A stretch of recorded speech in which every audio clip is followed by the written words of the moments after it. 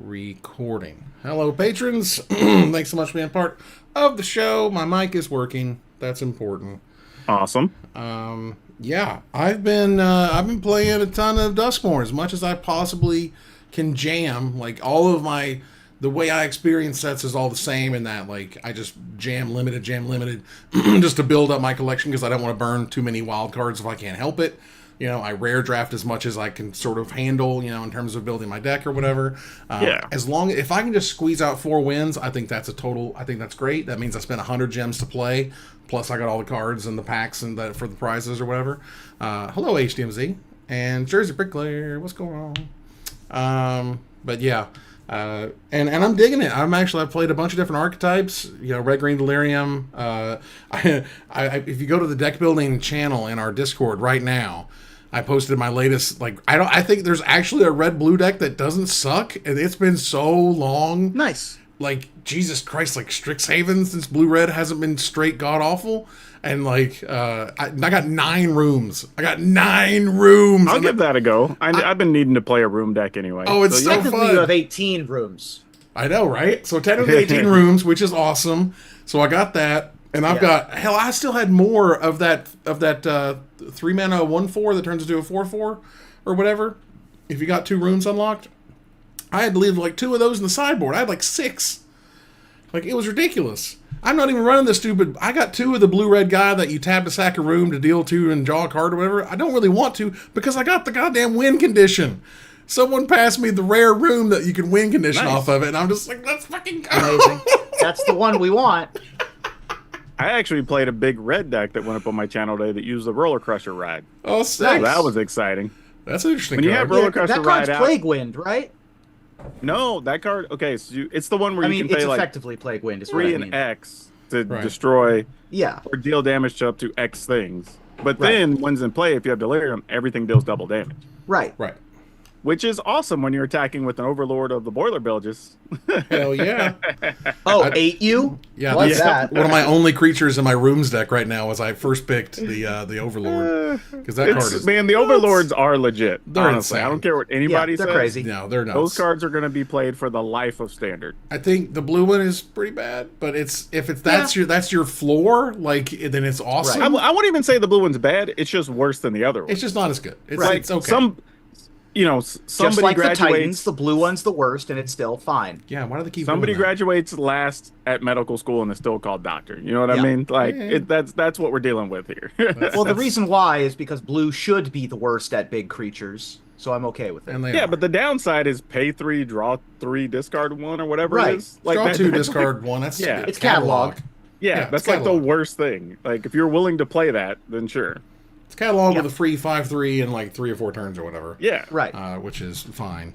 But the white one is just stupid. The white one's the best one. I said that. Yeah, the white one's the best. When you blink it, it's dumb. Like the green one's great, but like, holy cow. Yeah, The white for one me, is I feel like it's a Grave toss Titan. up between the red and the white one. Yeah, For which ones are the better ones? Really They're good. both great. Like real, like there's so much easy blink is crazy. Like the green one's not bad, but it really is only like if you're trying to ramp or if you're doing something like domain where you need all the different colors Yeah. or whatever, right? Like outside of those, it's kind of just another big body. Yeah, I mean, Whereas- it's cool that you can like Overlord and then next turn land really actually play an Overlord. Yeah. And have the other one still impending, which is rad. I think that's cool sequencing. You know, love the land token thing. I think that's cool. But I played it in a Smuggler Surprise deck, where it's like, okay, cool, it just makes it easier for me to cast Smuggler Surprise, and Right. it's another big fatty I can get on the Smuggler Surprise. Sure. Right? So, like, in those cases, it was fine. Yeah. But like, I probably would still rather be playing with the red and the white Overlord because they do dumber. Oh, the red one scarier was in stuff. The red was so dumb. That card, but the The white red one, one- man. Fantastic. When you get to put that into play with a Terror of the Peaks, because then you're like, it's coming down, dealing 4, and you're dealing 5 because of the Terror of the Peaks. So I good. mean, you're good. we're like the white one's in Grave Titan stats, and so when you Mm-hmm. render inert those stupid counters and just swing in for like what 10 or something, it's just so dumb. And making 2/2/1 flyers is also stupid. Yeah. I feel like we still haven't reached the point in the meta yet, because I mean, it's still first week. Oh yeah, But where people are just going to be playing more main deck enchantment removal. Sure. You know, where they're They talking should, about honestly. yeah, more frillbacks, more of the thing that like exiles, enchantments, you know, whatever. I Good. think, you know, I've seen people even talking about playing the what was it? The white thing with the paw prints, where you can like choose to exile all the artifact Seasons? yeah, the Oh, season. the season. Yeah. Like get rid of all the enchantments. Like Sure. so like Sure. there's a few different options that people are just now starting to explore now that they're like, man, these are gonna be everywhere. Well, now like, that they get answers for them, right? Like, Yeah. they've really pushed enchantments really hard. Oh, my stupid allergies have been killing me. My eyes recently. Ugh. So yeah, I think we're going to see a lot of that. The anti-enchantment stuff is going to be hitting pretty quick, though, which is funny because I have a feeling because of the death race thing coming in like 4 months or whatever it is. Like it's probably going to be a lot of artifacts. There's probably going to be vehicles, and then you're going to have to make that adjustment or whatever. I mean, we've got the Brothers War still exists, right? And so there's plenty of things that fight those good artifacts, and so that'll help. I would love to get official set names. Like even right now, like we were cool stuff we were working on Return to Tarkir stuff. And some of the distributors have it as Return to Tarkir. And I'm like, are you sure that's the name? Because I don't think it's going to be Return to Tarkir. I think it's going to be Tarkir something or other or whatever. But that's what we got to work with right now. So that's what we're working with. So you know, I'd be fine if that became the trend. Like the first time we go back to a plane, we just call it Return to whatever. Return to Ravnica. But we didn't return to Innistrad. Yeah. That's true. But I'm like, we didn't I'm okay return if- to Zendikar, right? I'm excited I for mean- Duskmourn, the sequel. Yeah, exactly. Like, don't be wrong. Duskmourn I'm 2. It's going to be great. Yeah. I'm assuming it's going to have a real name for the Tarkir set, but I'm Right. okay if just like we just make a pattern to say like, you know, for our own mental health of trying to keep everything in order. Right. Yeah. Really, is we go, okay, the second time we go back, it's always called the return to whatever. Like, I'm fine with that. There's no way we go back to Duskmourn and it's not called Duskmourn 2. Like, there's just no way. Like, and I hope it would even have like a little tagline, you know, Duskmourn 2, Yep. you know, this time it's serious or something stupid. Electric Boogaloo. Yeah, there you go. But Duskmourn's fucking killing it. Like, Duskmourn is selling. Like, we have ordered more. It is crushed. It was only like 70 less players than Bloomborough, and Bloomborough kicked all the ass in terms of the pre-release, you know, turnout and whatnot. Bloomborough still was nuts and crazy, and you know they're already planning a sequel. But I think they should be planning a sequel for Duskmourn too because it's kicking ass. TAC says Tarkir, Return of the Cons. Yeah, there you go. Yeah. The Wrath of Cons. There, Yep, yeah. that's pretty good too. That's do good it. too. Revenge of the Cons. Yeah. But, you know, a new hope for Cons. But, yeah, the Death Race set, I don't know what... 2 Cons, 2 Tarkir. There Nope. you go. Now, I tried. You got to put in the No, 2 that's- Furious. You got to do 2 Cons, 2 Yeah. for 2 You would Furious. save that for the sequel to the Death Race set though, right? Sure. Yes. 2 Death, 2 Race. There you Yeah, go. exactly. Exactly. Like, how much Fast and Furious crap are they going to try to put in there? Like, are we going to have, like, NOS that, like, powers up your vehicles to, like, crazy amounts or something? That'd be cool. Who knows? Probably. Right? Like, I want, like... I don't know if they can do it, and maybe they've thought about it. It just sucks. But, you know, the idea that you have vehicles that you can put modifications on, you know? Like, to put like, a spoiler on them, or, like, Right. a big, you know... Gas tank. Yeah, or, like, upgrade the engine or whatever. Like, that to me would be fucking rad. But I don't know if it's too much, like, you know, just building one thing just to get it all destroyed or whatever, and it sucks. Dude, I was thinking about this earlier, you know, because you mentioned Fast and Furious, but like, if we rewound, let's say 15 years, how many things did we experience that we liked that we figured would still be getting items, sequels, whatever today?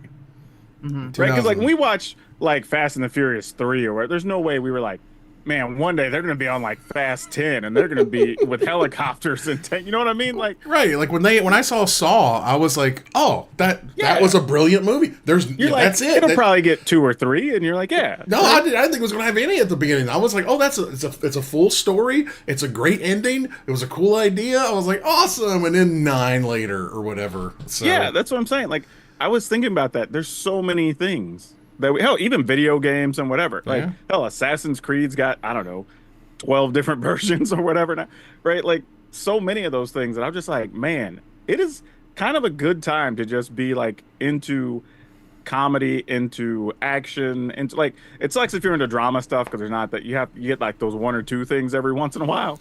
But man, if you're into the nerd things or into the heavy action, like there's a lot. There is, but it's, you know, I think there's that push and pull of there's too many remakes, too many sequels, Could be. Yeah, versus not enough original, you know, yada yada, and like there's a there's something. Well, for example, like Transformers One was apparently like a really interesting idea to do animated Transformers. It's apparently way better than expected. There's one coming out this weekend called something like the Robot, the Good Robot, the something. I saw some. Robot. It's getting some type of good reviews. But apparently that's like a big like children's book series, which I didn't know. But it's while it's all based on the book series, it is sort of an original property that has never been cinematically, put out there before. So I'm very excited to see the new and interesting stuff, as well as like a good sequel. I like good sequels. I don't want sequels to be bad. No, my thing is, I always look at sequels like, even if it's not a thing for me or I don't enjoy it, like if it makes a ton of money or wins a bunch of awards, I'm like, cool, somebody liked it. Right. It's weird that arguably they've remade the Karate Kid 3 to 4 times. Whether you want the next Karate Kid to be the remake again, but how many Karate Kids are too many Karate Kids? We've got like a karate classroom at this point. Like it's just. I think once we got to the Netflix show or whatever, I think that was kind of it. Like that's where we need to be. Like it's proven itself to be solid. People enjoyed it. You mean like the Cobra Kai stuff? Yeah. Like that's probably where it needs to go. Like we now have established a direction. Any future stuff probably should go that direction. Because for me, that was like Superman for a minute, right? Because we had like the New Adventures of Lois and Clark, and we had whatever the teenage Superman was on CW Smallville. for a while. Yeah. Like we had like 3-4 different Superman things over the stretch of what felt like 5 years or whatever. It was just like, what are we doing? Right. I don't want the CW version of Magic. I don't want a Magic the Gathering CW series. That seems horrible. Because it would all focus around Liliana and how she uses her death spells to manipulate, the romance of so-and-so. Like, it would be a lot. And Jace would be messing with people's minds and memories. I mean, it's the C-Dub. It might be the payoff that people want for Chandra and Nissa, finally, if you stick that on the CW. If they would. I'm just saying. I mean, shit. But, yeah. And, okay, they can remake the show again. It's fine. It's not a big deal. Let's just keep remaking it. Whatever. Pulling up the roundup. Thank you, Joe. The CW MTG show was Supernatural. It kind of was. I never saw Supernatural, so you gotta. Dude, I'll tell you this. Like the first time I saw Supernatural, I didn't even know what I was watching. I was like flipping channels, and I just came across this thing, and it was one of the early episodes where they're trying to like get some spirit out of a house or something or whatever. And I was like, oh, that was kind of interesting or whatever. And then time went by, and I'm just describing the show to a friend later. And they're like, "Oh, I didn't know you were into Supernatural." And I was like, "What are you even talking about?" And they're like, "You just described this. What do you mean? You weren't watching it?" I was like, I guess I caught the last like 10 minutes or whatever, just what was on, And then to find out the show was like insanely popular. So I don't know how I missed it for the whole first like 2 seasons it was on. But yeah, it's actually got pretty deep fan base, fairly solid story season to season. There was one weak season because my wife was way into it, so I watched a bunch of it with her. But there was a weak season that had like Leviathans or something, like the biblical Leviathans or whatever in it. And that one was kind of But, the bad guys were pretty good. They addressed some stuff because they tried to mix like mythology and religious stuff and, a few different things that played off pretty well. So, I mean, they got a good run at it because I think it had like 13 seasons or something. Oh, it ran for a long time. Yeah, it had a hell of a run. That's where they were made a lot talking of money off that show. Kripke ran it, right? And that's the same guy as The Boys. And they were like, oh, The Boys is going to have 37 seasons and whatever. And they're like, no, we're only going to do 5. I'm like, yeah, whatever. They said they were going to do 4 of Supernatural and made 22 or whatever. Yeah, but Supernatural, dude, they were able to market the hell out of that show. I mean, they had stuff, at pretty much everywhere you sold TV or fan-based merchandise, there was tons of Supernatural stuff. Supernatural be real popular. Yep, they got their money's worth out of those guys for sure. Indeed. Oh boy. I still remember when we got vehicles. First thing I heard a customer say was, "Great, now I can run over Jace with a car." Yeah, it's gonna be happening.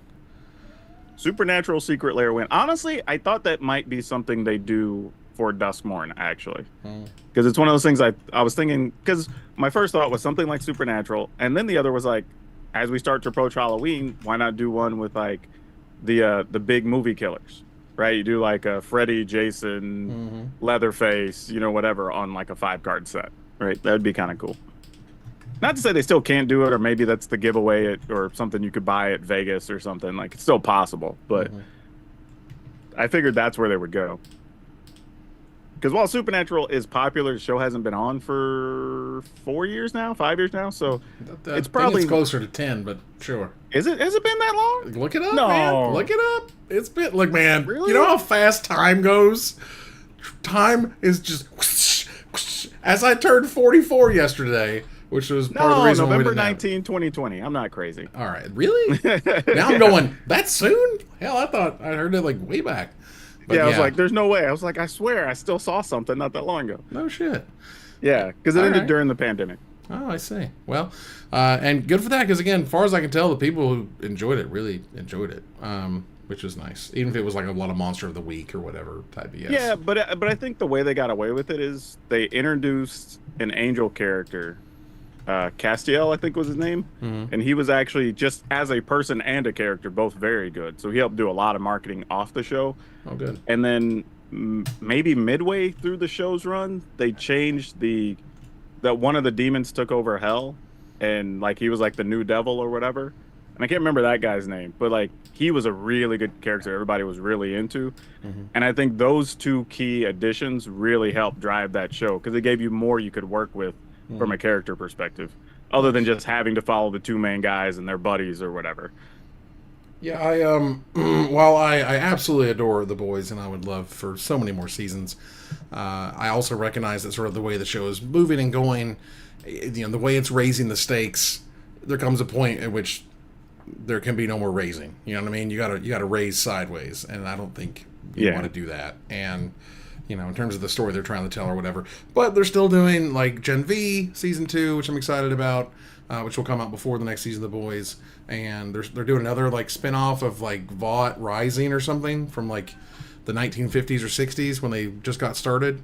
So it'll have Stormfront, the Nazi superhero. Wonder how they're going to handle that.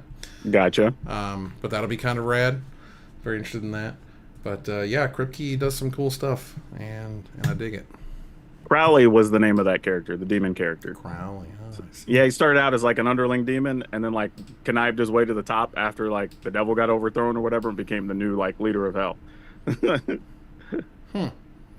There was I think it was a writing prompt today on Reddit that was like, hell has a way to what is it when you challenge the conviction?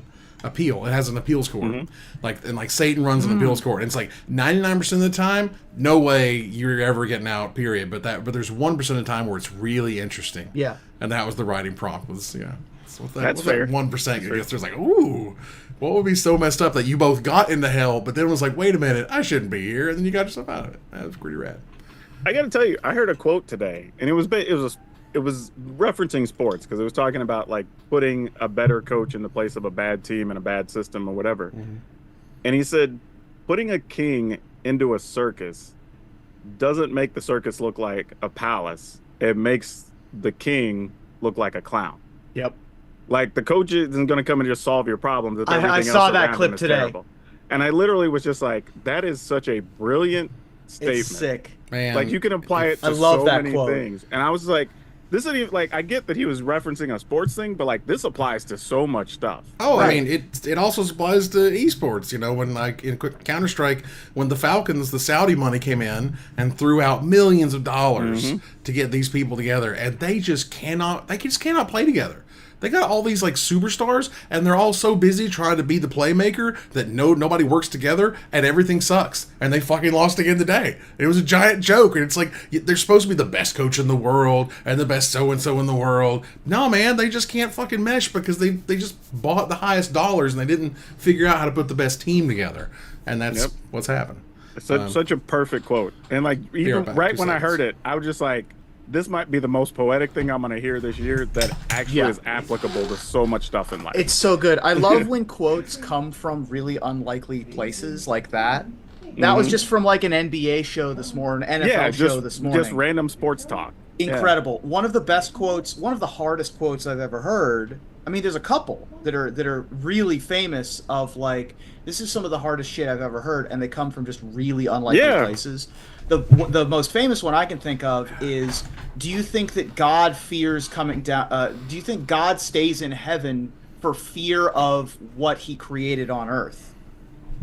and that's a quote from Spy Kids 2. Yeah, like maybe It goes so Which hard. is insane. It Yeah. goes so hard. Huh?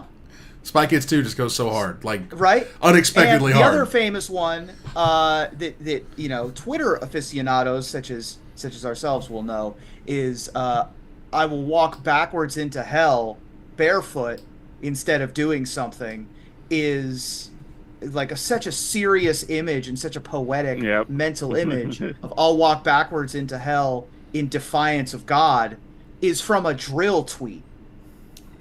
Yeah.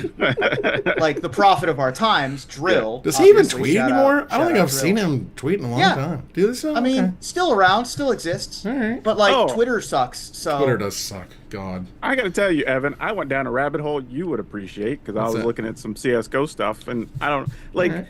I think it was one of those things where, you know, I read articles and I just right click on hyperlink stuff. So I have like 15 tabs open and eventually can read everything. Somewhere around like tab 6 or 7. I don't know how I got there. But I found out about this group called the Silver Snipers. Oh yeah. The what do you call them? Octogenarians or whatever? Yeah, they're like the youngest person on the team, I think now is like 63 or something. Something like that. Yeah. And the oldest person is like 83 or 84. And apparently they're badasses and actually won some tournaments. And they have like full sponsorship. I'm like, how have I never heard of these people? And you know what? I bet they all work together. I bet they work together great. I bet they do teamwork like a mother. Look, because Counter-Strike it's two things. It's confidence and it's teamwork. And if you don't got one or the other, it's never going to work. And so, speaking of Counter-Strike bullshit, there was some unique Counter-Strike bullshit that came up this week. So, weird scenario where two people left a team called Heroic, and they went and joined Astralis. And Astralis is the big Denmark team, and it has Jesus Christ, one of the names are anyway. It's the big team. They also like sort of surprise. Moved in this other guy called Cadian. Cadian is now playing with teammates who originally got him kicked off of Heroic, which is weird, but whatever. And so now these guys have this like substitute player. There's an event that started literally today, and so it's like, hey, we want to substitute in this new player. Sort of, how do we do it? And they all of a sudden, one of the players on Astralis got sick. And they're like, unfortunately, illness, yada yada. Well, what normally happens in that scenario is that they sub in the coach. The coach plays as the fifth player. It happens all the time. Normally it's because of visa issues, but whatever. And it's like all the teams do that. Well, they decided all of a sudden that they were going to let Astralis bring in Cadian as the fifth player, even if it meant taking a hit to their winnings. Like you lose 25% of your winnings if you do this. But it's technically that's against the rules because they have a coach that's able and there to play. And so the in-game leaders, we call the IGLs, the in-game leaders for all of the teams, other than Astralis, did not show up to Media Day and released a letter, like all of them signed letters saying like, hey, this sort of manipulation is not okay.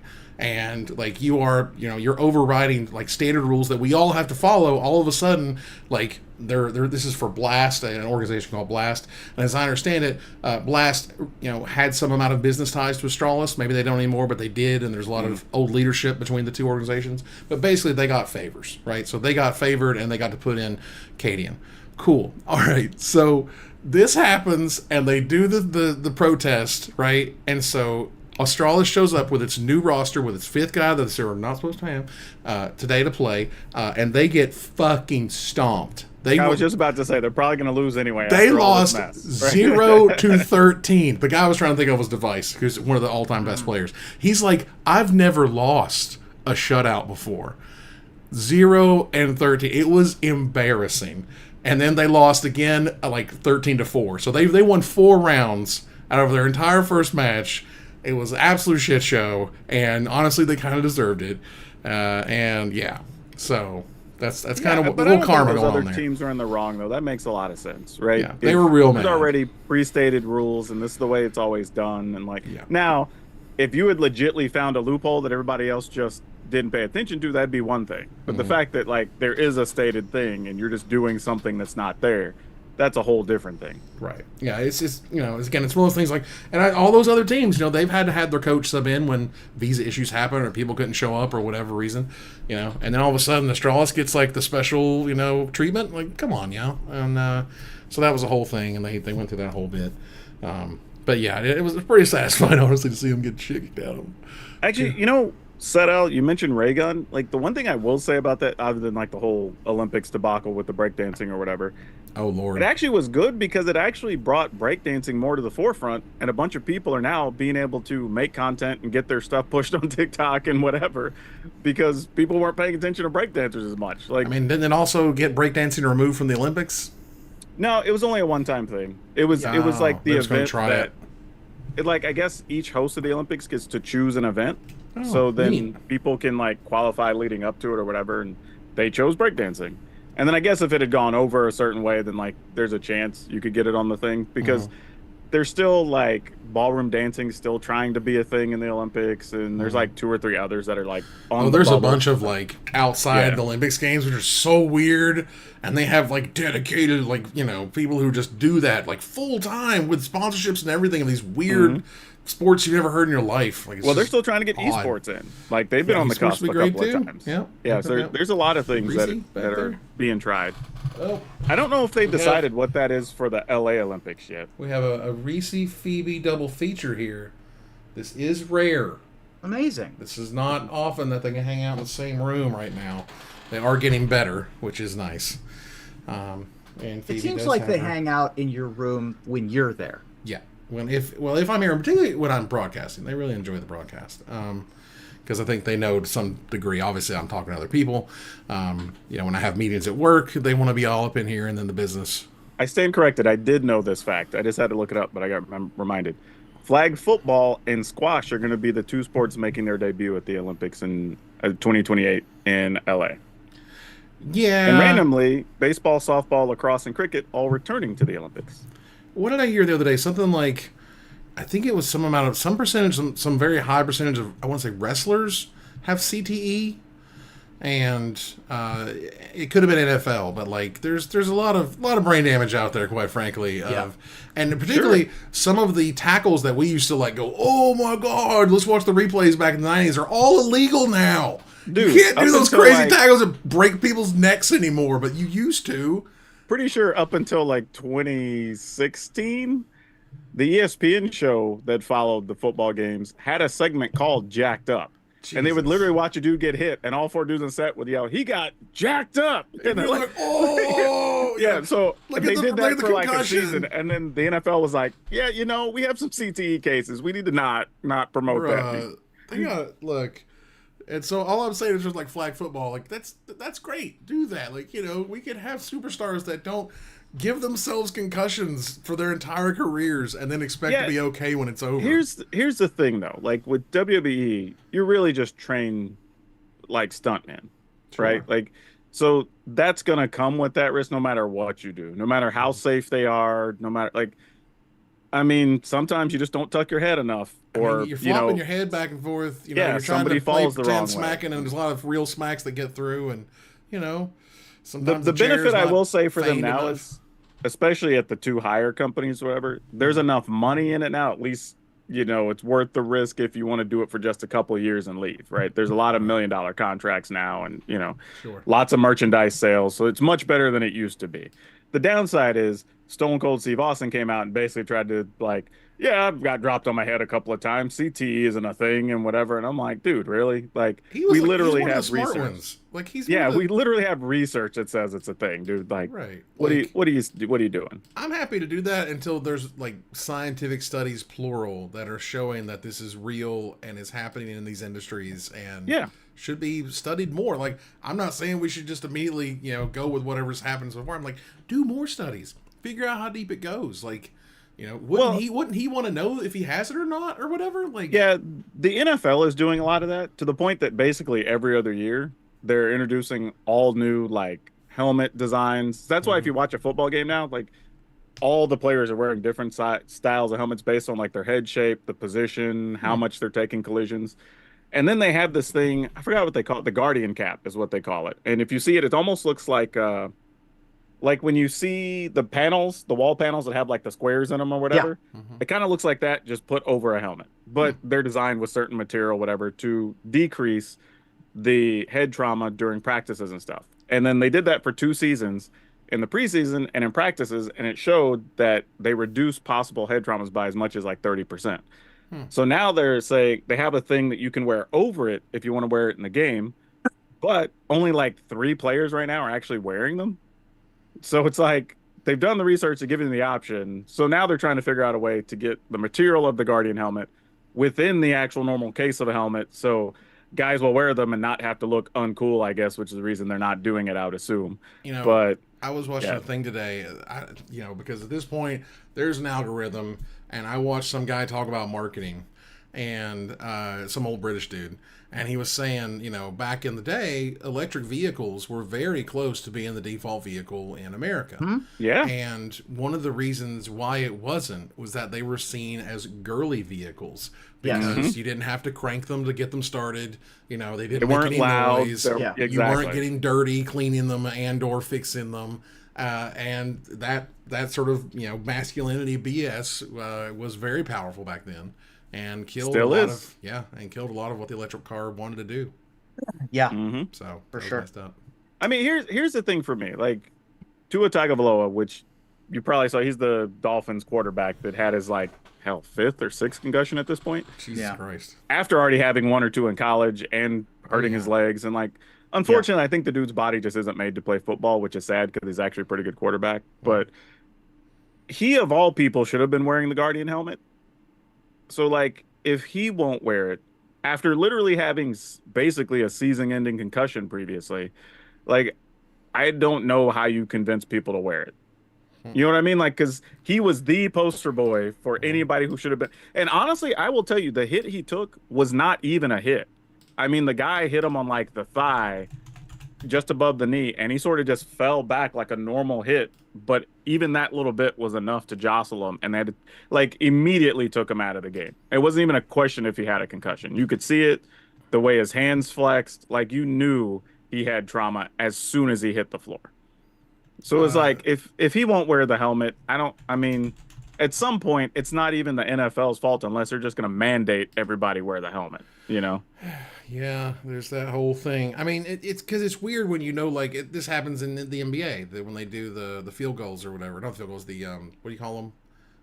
Like the singular. Oh, the shots. free throws? Free throws. Thank you. Yeah. When you do the free throws, doing it the granny ball style is Yeah. way better. Is significantly better. It's Yeah. way better, easier. It's another example. But it's just Sure. too sissified to be viable. There's only like 1 or 2 guys that do it, and of course, those who do it have insane percentages of free throws who just kill everyone else's. But sure, Yep. I still think the sickest free throws I ever saw was when Kobe Bryant got his Achilles just ripped up, just fell to the ground, whatever. And they were going to take him to the sideline, but he had been fouled. And he's like, no, I'm going to shoot my free throws. He literally walked back out there, shot 2 free throws, made them both, then walked his ass back to the sideline. And post game, his trainer literally just said, like, I don't even know how he was walking. Like, that's how tore up it was. And I'm like, Because the rule says that if you're fouled and can't shoot your free they throws, can just put you in a don't get replacement to do it. Oh wow. No, you'll still get the free throws. They just put in a replacement shooter. Right. Oh, okay. He didn't want to risk someone else. Yeah, he was just making a point. They're Got like, it. y'all better finish this game. I'm coming out here to shoot these free throws. Y'all better not lose. Wild. I'm like, dude, monster. Like, Dude, you Mamba can't talk mentality, crap. right? Yep. Like, let's go. Like, that's crazy. That's awesome. Yeah, you got to be a psychopath. Oh, dude, for real. Like, when they talk about people being built different, there's only a handful of those in every sport over the generations of each of those sports, and he's one of them. Oh Yep. yeah, fantastic. Oh, I need to fix our stuff. Oops. Like, the number of stories that are out here about, like, the way he practiced and the way he got people motivated, it's crazy. Like to the point of, I think I work hard. You know what I mean? But then you'll read some of those stories and be like, yeah. I'm not crap. Yeah. Oh yeah, there's a level that they kind of push themselves that, you would see as your 10 and as they're like 7. Oh yeah, And and you're and I like- think people don't realize that. Like, to be at any field, to be that literal upper like half of 1%, Like you have to have a different type of drive. Like you have to have a little bit of asshole in you. Yeah. Like you have to be driven differently. Yeah, Like that ego is going to work in a weird way. You yeah, know, the way you experience the world and the way you see it and or interact with it is just different than the 98% below you. you know, all that stuff we say about you got to be humble and you got to be like, no, those people did not get there by being humble. Like they know they're better than you. They know Right. they practice harder than you. Like they are going to be better. Hell, Kobe Bryant learned a language just to trash talk other dudes. Yep. Like, I mean, like people are built different out here, Oh man. man. Like, It is lovely that, at this point, Counter Strike, broadcasts just they don't care anymore about dropping f bombs or whatever, and so there's all the trash talk, and some of it honestly is when it's not like profanely laced or whatever. There was a team from America called M80. And they were doing well against some other team, and the guy just crushed up. He just went, "You're so bad. You're so bad." I wouldn't even be mad at that, funnier though. than just like "F you whatever." It's like, Yeah. "Oh, you're so bad." I tell people like I don't mind some good trash talk. Like I hate like lame trash, but if it's funny or it's well timed, Yeah. or you find something funny to make fun of, like go for it, right?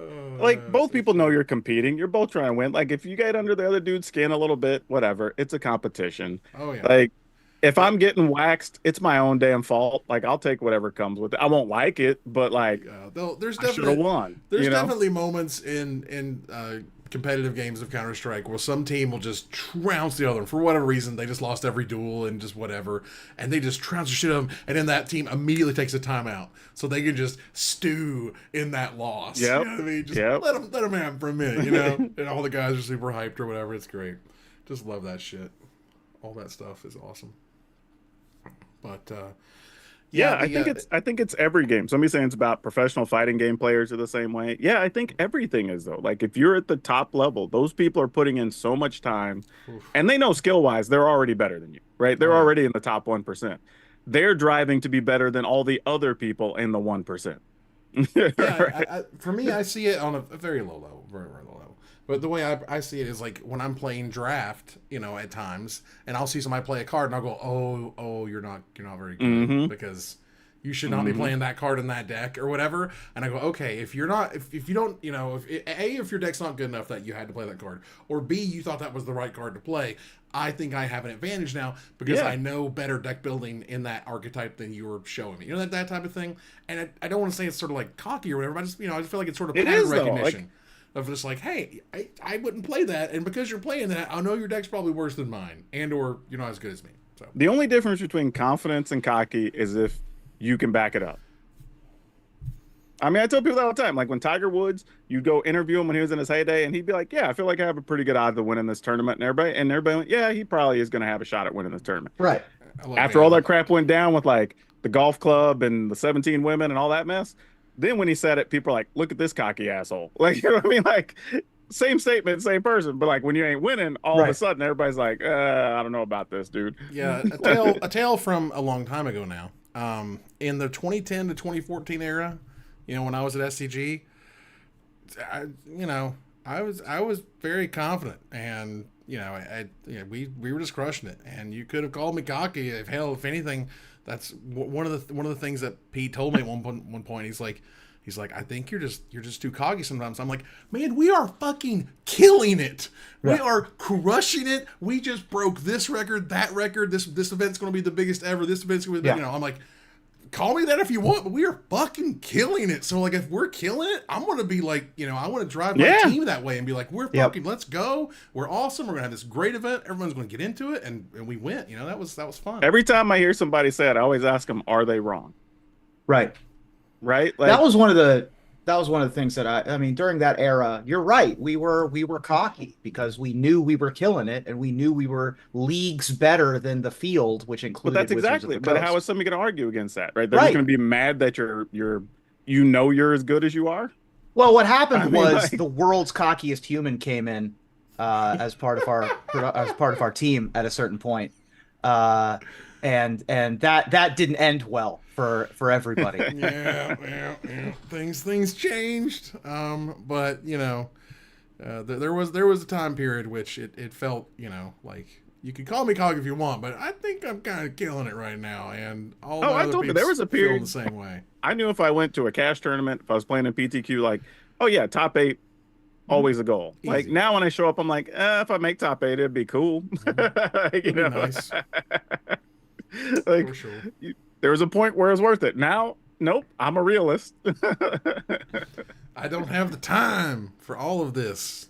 That is true. I've told people that before though. Like when I was at that level, I was playing a lot, I was grinding a lot, I was reading pretty much every Magic thing that was out there. Like I was working on one deck and perfecting it for like 6 weeks at a time. Like I just don't want to do that anymore. Like I'm not driven that way. I'd rather make 15 different decks and make fun videos and help people with their content and do all this other stuff. Like and maybe it's because maybe it's a been there done that thing. I don't have the goal to like grab the brass ring. I've been lucky enough to get to play on the Pro Tour a couple of times, play nationals once. So my boxes are, except the only thing I don't have is I never really got to play an event where I got to win like a plaque or a trophy and win one. So that would still be cool, but outside of that, I don't really have anything I need to check off, Yeah, I mean, I won one. I've top 8 in plenty of events and split, top 4 or whatever. But I only won one event ever, which I won a Mox Pearl, and that was in Ravnica, original Ravnica standard. So that's how long ago that was. My biggest cashes were I top 8'd at JSS, and I made the finals of an SCG. I'm gonna say the SCG, right? Yeah. The biggest event that I won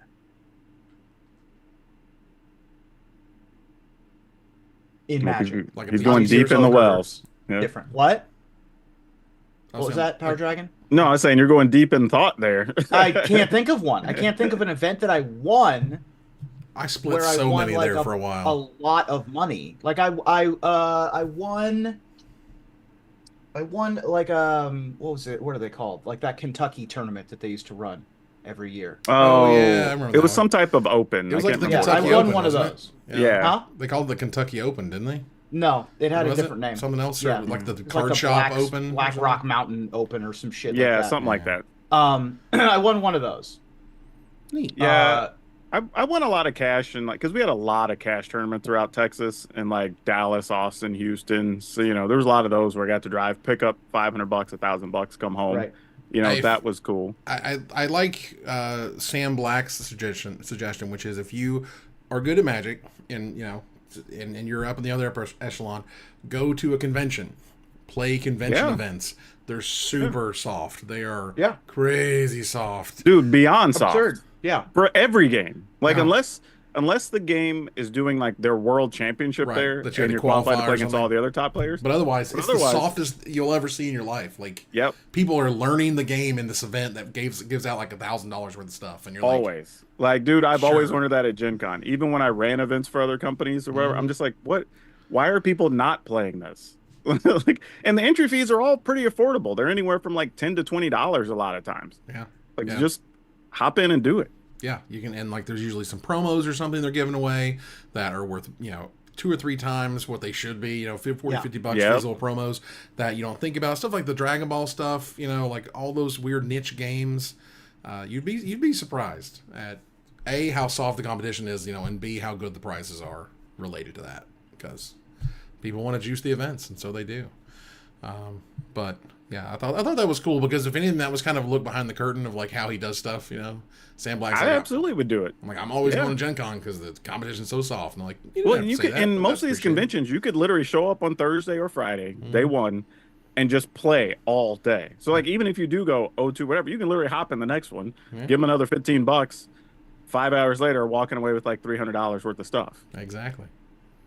So, yeah, cool stuff. Interesting, neat stuff. We are 6 minutes away. Just blew through that hour. So much random stuff. I don't think I ever top 8'd a Star City Open. I top 16'd a lot of them.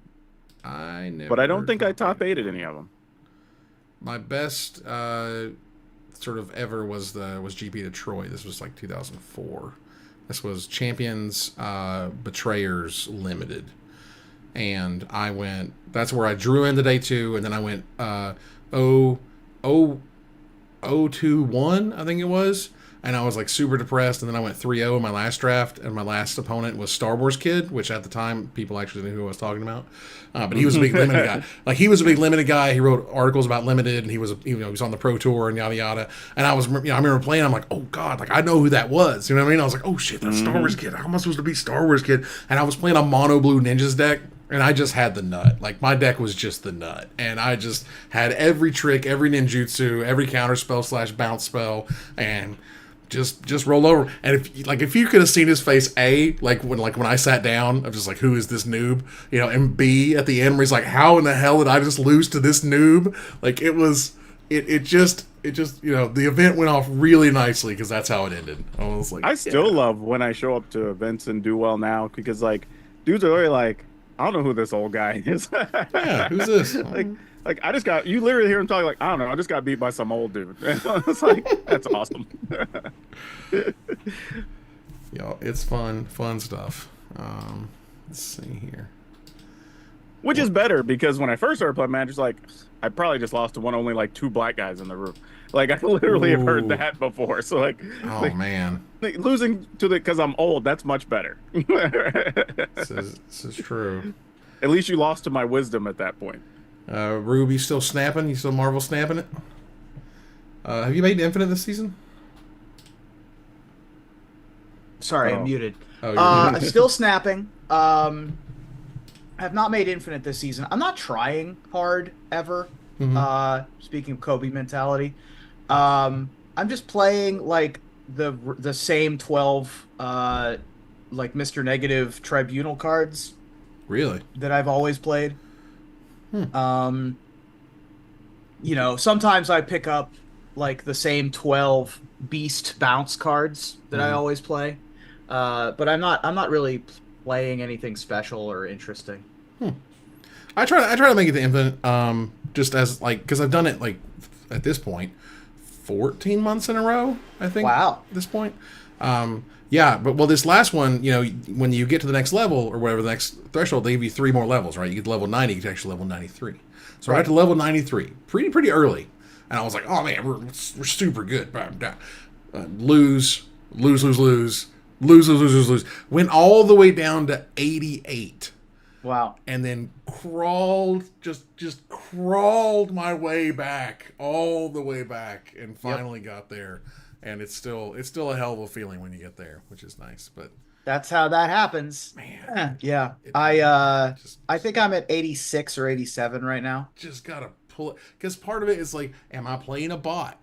Like, I'm running some software that helps me tell if they're bots, but sometimes people act like bots. They put their name as like John and the default, you know, icon and whatever, and play a little stupid on turn 1 and turn 2, and then all of a sudden, but you're dead, you know, and stuff like that. But you know, I still love the game. It's great. The new cards are cool, even though I haven't been able to get any from the rolling the dice or whatever recently. But Aranya's cool. I got Madam Web, but I don't have. Yeah, Madam Web seems pretty sweet. I didn't spend any points on Aranya or Madam Web, but yeah, Madam Web is great because it's supposed to have been like the ultimate move card, but it's actually not. It's actually good for like weird mid-range stuff to like move around and mess with things like Miss Marvel and whatever, you know. Well, you can threaten Cosmo in every lane, which is sick. It is sick. So yeah, Madam Web has actually been really, really interesting in terms of that. All right, 10:58. We are back to our intro slide. We're back to everything moving and grooving. We will have an intro audio that plays automatically per usual. I appreciate y'all hanging out for the pre-show. If you did, was it lost? So that's why you really want to be on here to help carry the pre-show, because I got tons of crap. we got so this week we have so much. All right, I am recording locally as I do, so I can get this thing out tonight to all of the platforms and things. All right, let's go ahead and get our script pulled up here. Let me change the name on the video so that can be properly updated. on the live streaming. So that can be properly updated. All right. Looking good, looking good. Again, this will run through the... get started by saying hello to my two co-hosts. And we go from there. All right, it's 11 o'clock. Let's rock and roll, everybody. 3, 2... Hello, everybody, and welcome to another edition of Magic Mics, proudly sponsored by CoolStuffing.com, Mana Traders, as well as Twitch subs and Patreon supporters just like you. My name is Evan Irwin, and get started each week by saying hello to my two co-hosts, Power Dragon. What's up, everybody? It has been a hell of a week for so many reasons. Yeah, it's been a hell of a 3 days, I guess, at this point. Yeah. Oh, and I got to kick it off prior to that, getting about a food poisoning, so... Yeah, I had a great week. Fun. Ruben Bressler. Hey, yeah. We were also off last week. Not that we needed an extra week to talk about, but there is that as well. Right, we did not. Ruben, you'll want to scooch to your left, just a shade My there. left. And if you missed that pre-show, our patrons get access to that stuff early, which we appreciate. We kick it off with our first pick and our promo code reminder. I want you to go to CoolStuffing.com, use the promo code MagicMics to save 5% off anything in the store. Single, sealed supplies, whatever you want, get 5% off by using the promo code MagicMics and support your favorite streamer with your suggestions at the end of the show to see who we raid tonight. Thanks to our sponsor, CoolStuffing.com, where you can find cool stuff in stock every day. Use the promo code MagicMics so that we can figure out that we sent you. Okay. Mother of God. So, this Monday, a bomb was dropped. A bomb unlike few other bombs I have ever seen dropped in Magic the Gathering, having covered, talked about, made videos, written articles about, being deep into Magic the Gathering. But this type of hydrogen bomb of a banning happened in Commander from the Rules Committee. They banned Dockside Extortionist, Jeweled Lotus, Mana Crypt, and Nadu Winged Wisdom. First of all, nobody cares about Nadu. There's not one person on this planet who was like, you had to get rid of Nadu? No. Nadu sucks. We all saw that coming. Mana Crypt and Jeweled Lotus is such a monstrous beating for people's collections in terms of their financial viability, and B, how hard it was for them to get those types of cards, particularly special versions of them. C, Elena Danner even came out and said, hey, for 4 years now, people have told her how, excited and powerful and, and how much it means to them when she signs them and so on. And Dockside Extortionist was kind of on the list anyway. People kind of expected it, but it was really the Jeweled Lotus and the Mana Crypt that made everyone kind of lose their minds. Here's the thing, though. I think there's really two issues. It's the first that there wasn't communication around it, right? So, because I think if at some point the RC would have said, hey, these are on the watch list, just know that we're thinking about these and they could potentially be banned, right? And then, I don't know, 60 days later, 90 days later, whatever, they decide they do need to be banned, then, I don't think it would have hit as bad, right? But the problem is, in the meantime, you have people that have been out trading, buying, whatever, to acquire these cards, especially the rare versions that are super expensive, and now they don't have a use for them, and maybe even got rid of a significant amount of money or resources to acquire those, right? Had they known, hell, some people in the last month, maybe even last weekend, if they were at an event or something, right? I think that's the bigger issue, combined with the fact that Wizards has had those cards as chase cards in a couple of sets over the last 12 months, right? Right. So I think those two things give players at least somewhat an inclination of oh, these are just going to be around a while, so it's cool for me to go get these. Right? I think that's where the real issues are. Now, for all the people who think conspiracy theory and Wizards just made their money, believe me, Wizards likely doesn't like this either because they lose some reprint equity in future sets. Oh, right? Huge.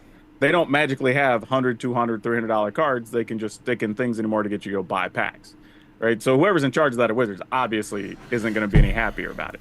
Right. But I think it's really the communication issue more than anything that was the problem. Now, artists being upset that their card got banned, or like, I don't know. That doesn't bother me that It much. is what that is, but Yeah, like, and for those who are sort of concerned, like for example, did cool stuff lose a lot of money? People are asking. No, if you as a card store lost a lot of money, your inventory management is not good. yeah, That's your problem. Not that you had too many. It was that you're not figuring out your way to turn the cards or whatever. But let's back up for a second. The Commander Rules Committee is a leadership committee that originally had Sheldon Minery on it, along with some others. It is now currently 5 members. I'm not even going to list their names because people are going and attacking and doxing, and I'm not into that. And what is wrong with y'all? And how many times we have to explain that people are real people, and you shouldn't go throwing around threats and stuff because it's gross. But either way, they were the ones who had made this decision. The issue is that there's also the CAG, the Commander Advisory Group, that is another bunch of luminaries who are awesome, who were apparently not discussed with very much in terms of they had like maybe a survey from months ago where they said, would you ban cards and what would they be or something. That was about it. Nothing about fast mana. Fast mana was a problem. The main issue with this that everyone agrees on is communication. The way that they unveiled this announcement, just dropped it and said, oops, literally these people wiped out millions of dollars of market value in one announcement.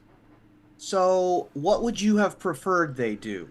I would have preferred, first of all, they should have definitely been in 100% talks with the Commander Advisory Group as to what they were doing, why they were doing, everyone on the messaging, everyone on the same page, no one finding out the same morning like everybody else did, because that's apparently, as I understand it, what happened. And to be fair, the Commander Advisory Group found out, depending on when you saw it, somewhere between 36 and 48 hours beforehand. That's when the CAG knew. Oh, that's good. And so, but I think the other part of it is that it was too much too soon. If you want to ban Dockside, do it. Great. Don't do everything else. Do Dockside. Explain this is our new philosophy. We're going to start looking at fast mana. You know what I mean? We're going to really take a look at how this affects the format. Yada yada. Wait a few months, let that sink in, and then maybe do the Jeweled Lotus or do the Mana Crypt and like let that percolate and happen and say, hey, this is a new thing that we're doing. I don't think it's a time issue. I think it's a communication issue flat out because Dockside had been talked about for hell, the better part of the last 18 months. Sure. Right. Like, so no, even though it got to be whatever it was, $90 or $100 in a lot of places, like people kind of went, yeah, but we know this might happen. We knew it right. Was a so it doesn't bother them that bad. Yeah. But if you just went out and spent $100 on a Jeweled Lotus or one of the Mana Crypts or whatever, now you feel blindsided because you're like, oh, I had every reason to believe this was fine. Right. Like that's the difference for me. Okay. Now, do note that Sheldon Minery is no longer with us. They passed about a year ago.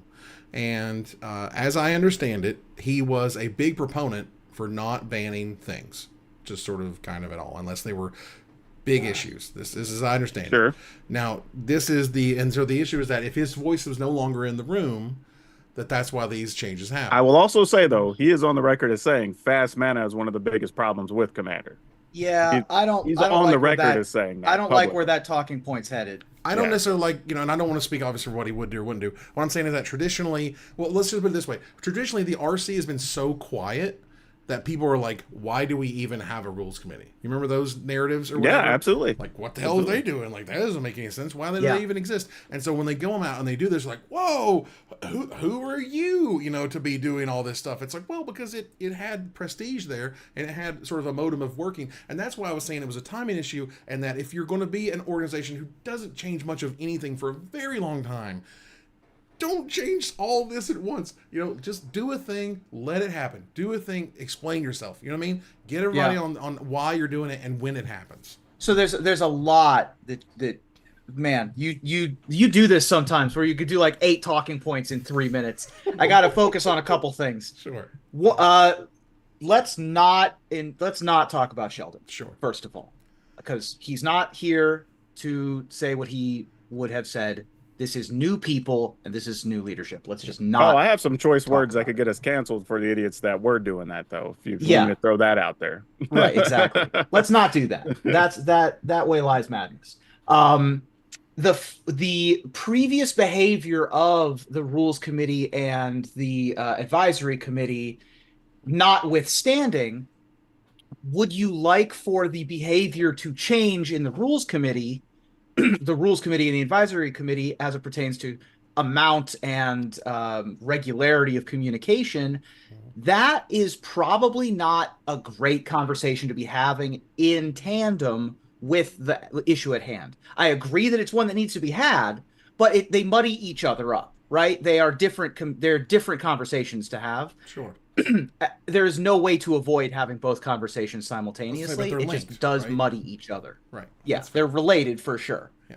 Um, ultimately, I am in favor of these decisions, personally. Let that hang there because we can disagree on that. I don't play Commander, so I And have absolutely no dog in this race, like at all, like right, at all. Doesn't matter to me at all. I have almost never personally played against a Jeweled Lotus. The games in which Jeweled Lotus get played seem like those players have had fun, and seem like the game is designed to help with those 8 mana commanders or whatever.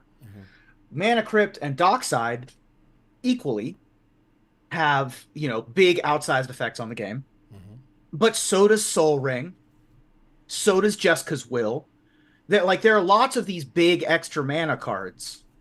So the fact that these expensive ones were singled out is interesting and notable.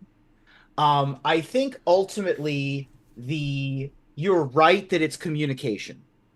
I don't think that the communication was a problem. I think that the communication was the change in type of communication is the problem. This is a big change that all happened at the same time with an announcement that we're not used to. We're not used to this level of interaction with the advisory group and the rules committee. So if we had had more big announcements like this in the past, this one would not have been quite so outsized. It still would have been enormous because of the cards that are included.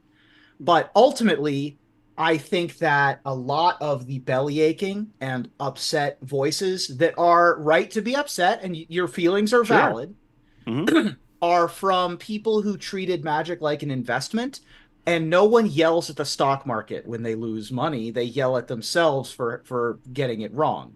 So that is my sort of complaint around this. It's like, well, these are not on the reserved list. I mean, right? To that point, investing in modern cardboard is not a good idea because of reprints and whatever, right? So you still could have lost 50% of your value 6 months from now when they just make them some giveaway or some insert for a thing. And they've been legal for the last year, at least. So you got some value out of it. Well, I mean, we saw this back when it happened to Jace, right? Well, Jaces were $120 when they got banned. Well, so there's another facet here that Pharmacist Judge notes, and I think it is correct, which is the CEDH half of this. The CEDH players very much wanted Mana Vault or Mana Crypt, very much wanted to play their Jeweled Lotus. That was a thing that was important to their very competitive format. Even if it was very RNG based, you would not often get these in a 100 or 99 single card deck or whatever. But regardless, in a competitive environment, those are crazy powerful cards. So when you cut it out because the casual, is this for all casuals or is this for all the competitors too? And this is where, the timing was, 3 weeks ago, 4 weeks ago, the CEDH thing blew up in everyone's face.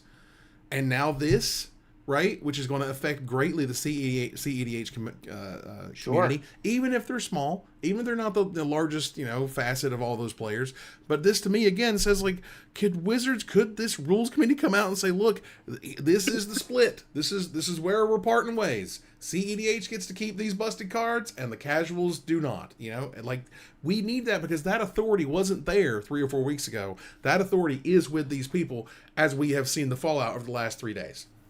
I think competitive commander is still going to be fine without the cards. Of course. Honestly. I mean, they'll exist. Formats are going to be formats. But I think there's other cards that could be banned in that format that would also help. And I'm not going to, those conversations have been had as well about certain cards. It's most ironic that Sol Ring meets all the same criteria why they banned these other cards. And they noted that, look, they put the card in every pre-con ever. You can't ban Sol Ring. I'm sorry. You can't ban Brainstorm and Legacy. You can't ban Sol Ring and Commander. You just can't. Fetch lands are always going to be in Modern, blah, blah, blah. There's just some things that just exist. And I'm fine with that. People who complain about Sol Ring, I don't remember a game I've played where Sol Ring just tore the game open. right? Did somebody get a little bit of a start or whatever and become like the arch enemy for like two or did three they just put turns? a target Sure. on their back, right? But like it hasn't been the end of the world. Not like when some of the other mana really pops off and you're getting 3, 4, 5 extra mana on turn 1 or 2. You know? Like Dockside could provide, depending on the setup and what happens and yada yada. But again, like I said, there was already lots of chatter around Dockside. There was already a lot of chatter around Nadu. So like those didn't shock anybody. Right. The shock factor came because there were no indications. Like if they, I feel like if they wanted to like lose legitimacy, they would try to ban Sol Ring because that would be foolish. Like that would be absolutely silly. Because here's the other thing too. Even using Jace as an example, right? Jace hit $120 or whatever, $140 before it got banned, but we all knew that was a problem, right? We all knew that Cobblade was insane, right? Like even players who played it were complaining about it, right? Well. But at the time, there hadn't been any large banning since like Affinity or something. Sure, but but even when it got banned, people kind of went, "It sucks," but yeah, we get it. Sure, you know what I mean? Like people didn't like it that they lost their $100 card or whatever, but they still went, "Yeah, we kind of saw it coming." Right? It was It was a big shock to the system then for sure because again, it was very dormant for a long time.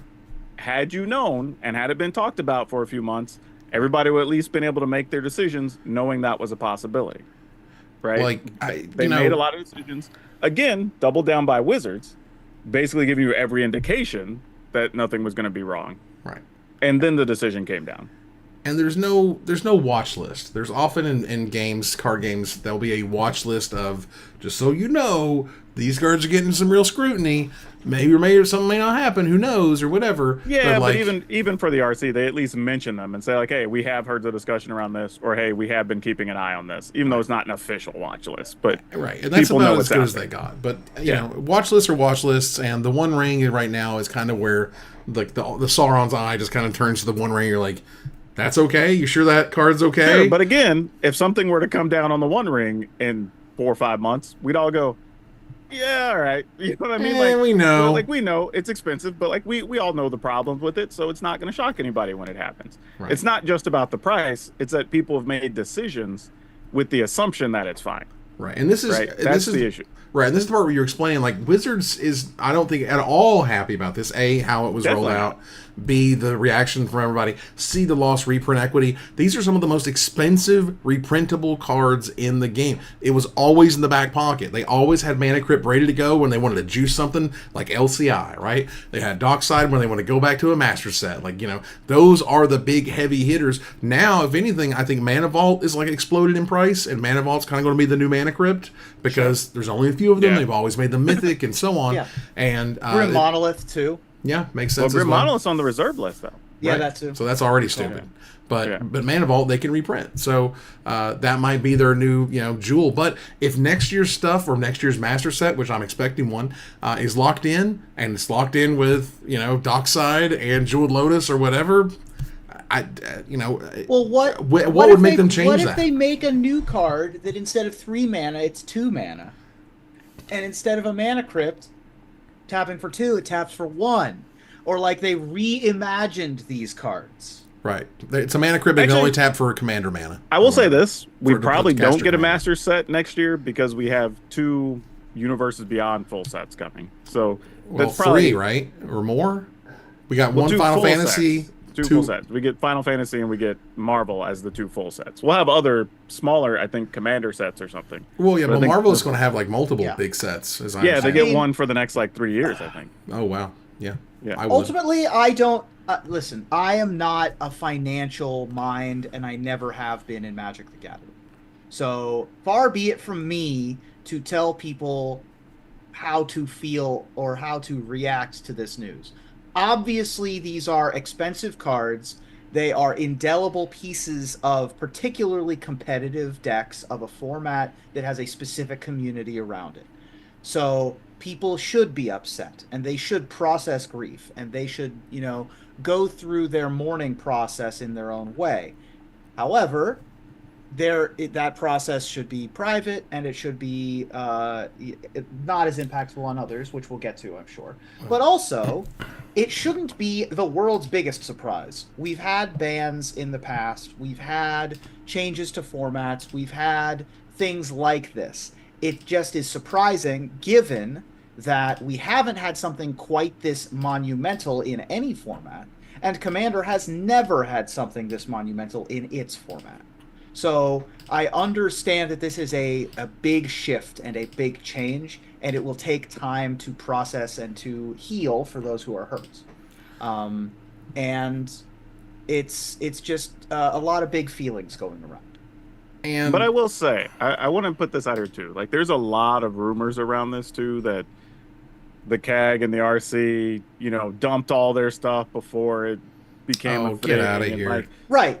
one, like, I'm literally sitting next to a stack of dual lands and other crap over here. If I needed money, I would just sell those. Like, that's not a thing, right? Hell, I still have one of each, I think, sitting in a box across the room. Like, Yeah.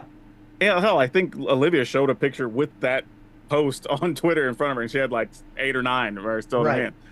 Like, Can you tell me if you have a story from the last 3 days, 5 days of your process of understanding what has occurred here as a member of the advisory group? um, Is there anything don't- you can share? I don't mean to put you on no, the no, spot. no, no. like this. I don't. It's not that. I don't know if there really is anything to share. That's what I was sort of thinking. It's like that was the kind of- problem. That was the yeah, problem. A decision was made, Sure. and that was that. Like, all we are is advisors. If we're asked questions, stuff we find publicly, points we see that we should bring up, and things that should be talked about. Couldn't tell you what the final decision pushed them one way or the other. Okay. And now I will say, I don't disagree with those cards being gone. I just disagree with them being gone in the way they're gone. Right? That's the bigger issue for me. Yeah, and earlier tonight, Josh Lee Kwai immediately resigned from the Commander Advisory Group, and I totally understand why. Honestly, I'll also say this: there's been enough physical threats of violence and other things and doxing that that's awful. members of both the entire RC and CAG have had talks on if they should still be in Vegas, and some of the ones going will possibly have extra security during their meet and greets. Goodness. Yeah. That's Agreed. where Good. we are now. Yeah, that's Right? still, Like, that's a real man. thing. That sucks. I mean, Which is Josh Lee, insane. right? Josh Lee Kwai ran a poll on Twitter. It got almost 19,000 votes. Overall, was this a good decision or a bad decision? It was a good decision by 0.3%. 50.3% say it was good. 49.7% say it was bad. Obviously, not very scientific, yada yada, but it's still 19,000 votes one way I or would the also other. question, like, the follow up on those who were bad. If you put a follow poll, does this bother you because of the financial impact? Sure. And I bet you that's a very large percentage of those people that voted. Well, that and it's bad, also, right? like, how emotional does this decision? How much of this decision is an emotional reaction? Right. It's a big shift for a lot of people, both economically and socially. Their hobby has shifted and their finances have shifted. Close votes are emotional, turns out. And this one is no different. And that was something that I sort of latched onto on that Monday morning when I was trying to explain it. When I was like, hey, look, a lot of this doesn't sound rational because it's not. It's emotional. A lot of these people have these very powerful memories of getting their card signed, right? So then they can play with their Elena Danner card sign thing, right? Or trading. It took them so long to trade up and up and up until they finally got their dock side for their cool deck and they can make it work and it's real great for them. And so those are the types, of things that, they got the masterpiece version of the Mana Crypt, right? And man, that took so long, or it just, it ate up their whole bonus. And to sort of damage that is not just financial. A lot of it's emotional, and that's where those sort of outbursts come from. Again, not saying you should ever outburst to anybody, but what I'm saying is, for me, I try to understand things, right? I'm very empathetic, so I'm like, what are you feeling? And to me, that's the feeling of they had these connections, not just financial, not just in play, not just with artist experiences, but all of it combined. And to do that for these giant cards, one after the other, was like, going through all that grief all at once is a lot for people. At this point, we have fully shifted into not the announcement itself, but instead the reaction to it. Right. Yeah. And the old adage of your feelings are valid, but your emotions and your reactions are your own, and you have to be accountable for how to manage your feelings. and that has not gone great the last couple of days. I can't imagine a scenario in which a death threat is acceptable. There's I no can't scenario for that. imagine, How many times have we like, been here? Stop yeah. any death threat. I don't care what it's about. It's not okay. It's never okay. How many times have we been here? You know what I'm saying? Something happens, people Dude, lose their crap, all of a sudden. when I had my death store threat in to death threat. Texas, I had people threaten to burn the damn thing down. Jesus. I've had people menacing the legal term because they weren't stalking. Yeah. Like, like, so I've lived through some crap. Now, Like, and it sucks. you haven't experienced anything from this, have you? I have had some pretty, we'll call them Oh, angry grams that hit okay. my DMs. I've had some people try to pop up on my YouTube stuff and leave some pretty unsavory messages, you know. Uh, Otherwise, Okay. I'm fairly public, so like I told people, I mean, I've been threatened with so many other things. Some knuckleheads on the internet are not going to bother me, like, Sure.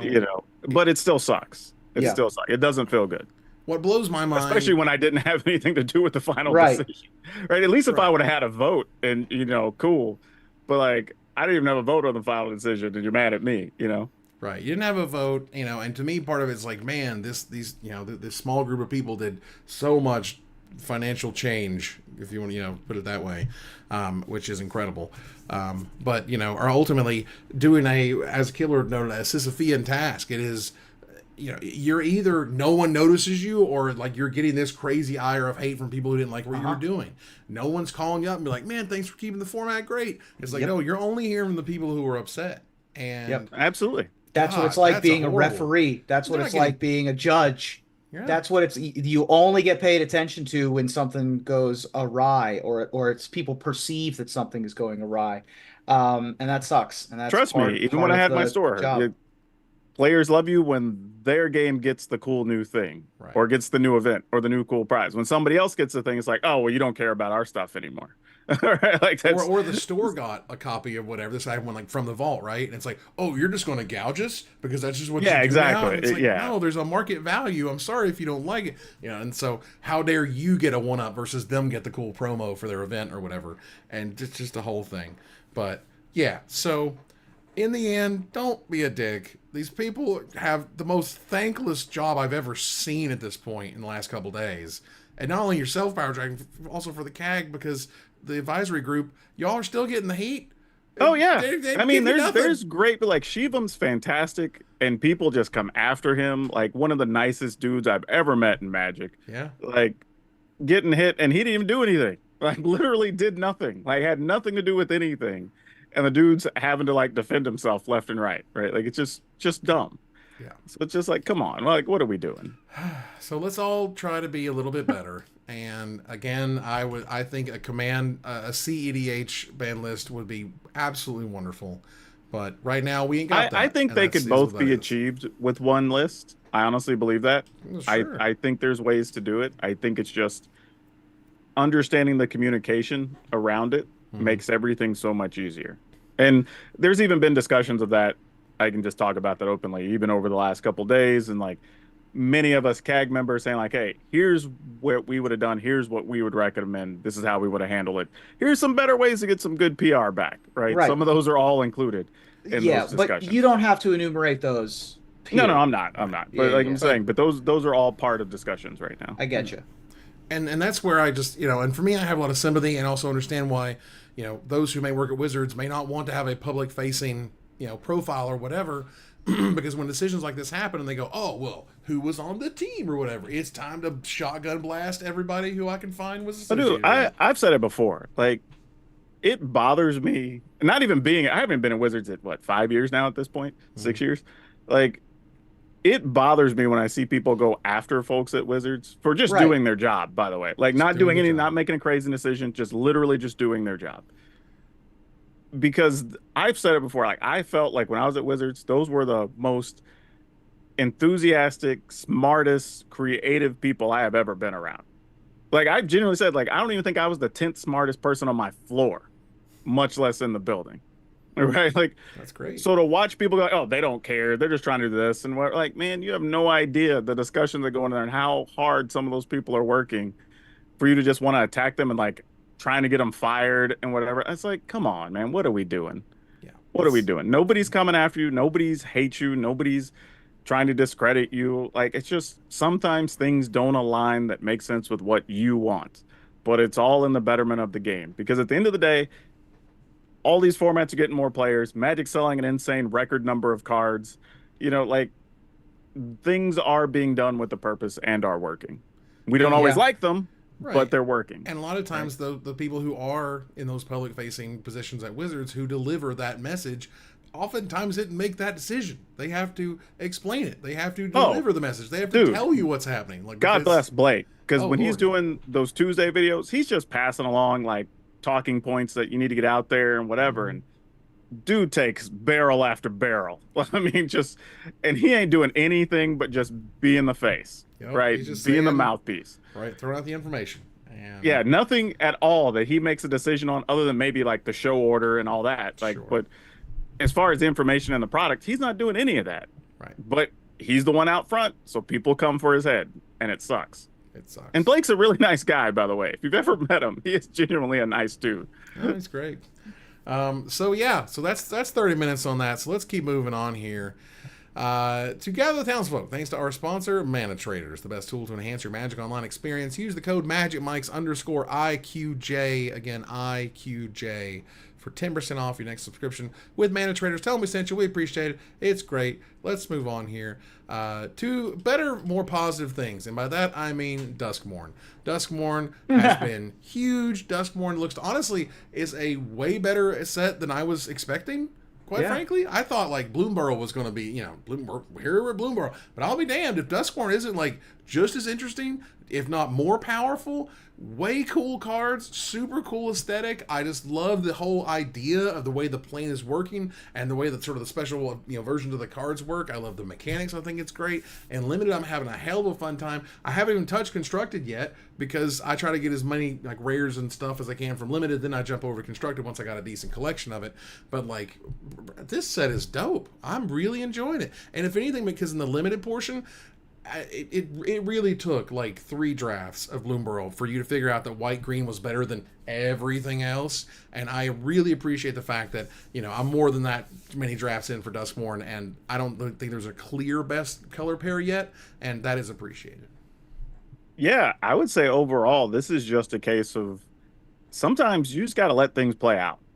I think it was easy to make a lot of assumptions about this, like, it's going to be 80s theme, and then there's like some real world items, and I don't know about horror stuff, but then we're all playing with it, going like, look at this crazy thing you get to do, right? Yeah. Like, and it's fun. So I mean, like, just let them cook, man. Like, I mean, like, it's working right now. Like, yeah, there's a lot of crazy stuff that's been going on in Magic from like theme standpoints and trying different stuff and weird mechanics, but they're making them work. And people are excited, and people are showing up to pre-releases, and people are buying boxes. So it's just like, I mean, I don't know what else there is to say. Like, it's working. Just go play if you haven't. Yeah, the design side is still there. They're trying to make 3 times as many cards, I guess, but they're still pumping them out. They're still able to do it at a high level with new themes, with new abilities, with new concepts. It always feels fresh and interesting, and Duskmourn is no different. And I'm excited that it's really interesting that you can have a game as expansive and a game that is customizable, that you can go from Bloomborough to Duskmourn, and both of them equally make thematic sense.